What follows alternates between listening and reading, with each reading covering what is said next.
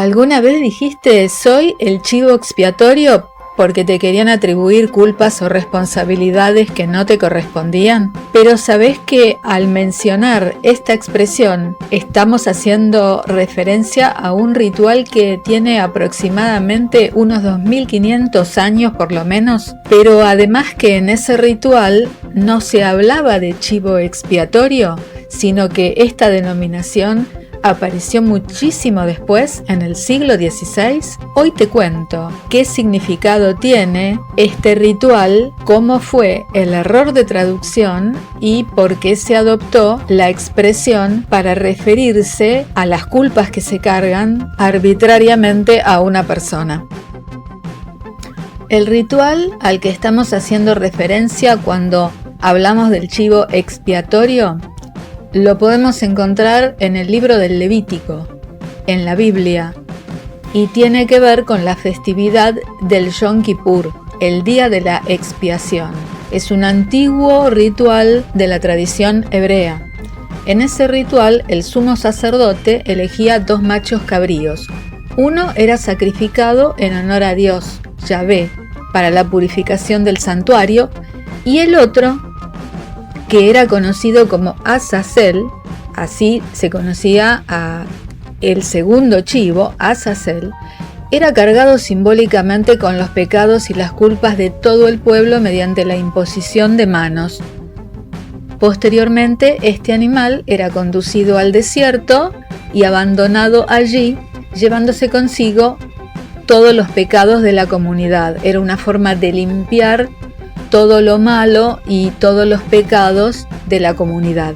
Pero en ese momento no se hablaba de chivo expiatorio, sino que este segundo chivo era Azazel. La frase chivo expiatorio fue acuñada a partir del año 1530, a partir de que el erudito protestante inglés William Tyndale tradujo la Biblia al inglés, y ahí tuvo un tema de traducción, porque se encontró con este término Azazel. Y hay diferentes líneas entre los eruditos que tratan de interpretar este texto.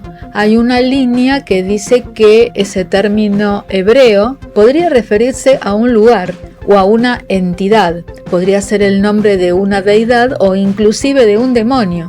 En cambio, William Tyndale lo que hizo fue tomar otra línea de interpretación y entendió que esta palabra Azazel era algo así como es Ozel, la cabra que parte, y entonces creó la expresión que justamente quiere decir la cabra que huye o escapa, scapegoat, que después se unió y generó un neologismo.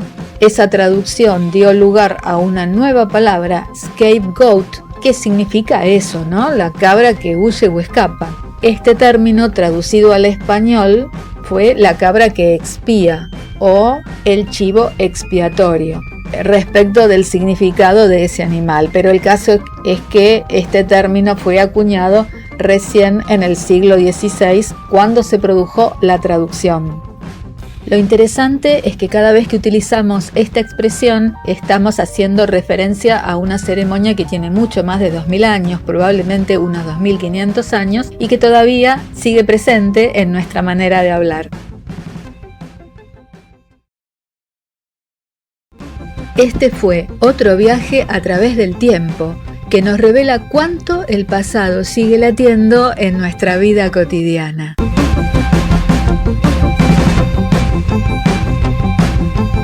Te espero en otro episodio de ¿Cuán culto sos y no lo sabías?